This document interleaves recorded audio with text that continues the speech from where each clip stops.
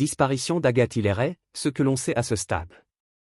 Agathe Hilleret, 28 ans, n'a plus donné signe de vie depuis jeudi 10 avril, alors qu'elle était partie faire son jogging près de chez ses parents à Vivonne, dans le département de la Vienne. Ce samedi 12 avril, les grandes recherches organisées ont été arrêtées. Voici les faits connus à ce jour.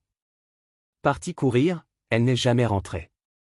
Jeudi matin, vers 10h30, Agathe Hilleret quitte la maison de ses parents à Vivonne, une petite ville au sud de Poitiers. Elle est connue pour aimer la course à pied.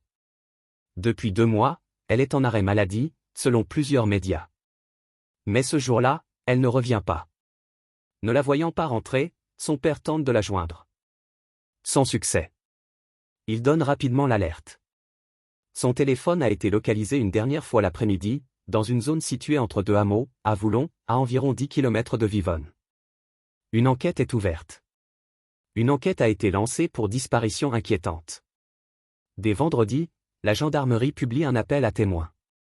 Agathe est décrite comme très mince, mesurant 1,65 m, habillée d'un short noir, d'un haut foncé à manches courtes et portant un sac de course. Ses cheveux étaient attachés et elle avait son téléphone au poignet, selon l'AFP.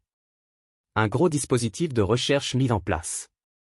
Dès jeudi après-midi, une vaste opération de recherche est déclenchée.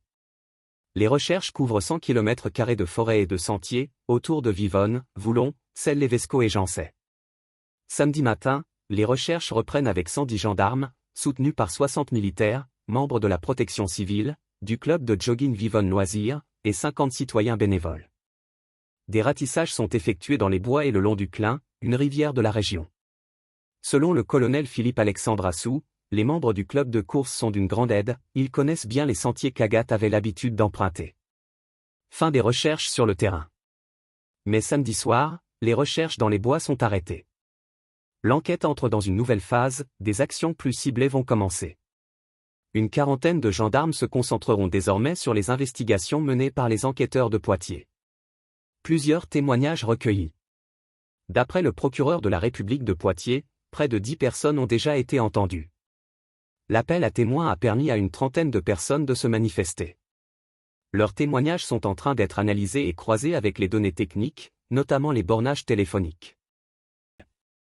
N'oubliez pas de liker, commenter et partager cette vidéo pour rester informé des dernières nouvelles. Abonnez-vous à notre chaîne pour ne rien manquer.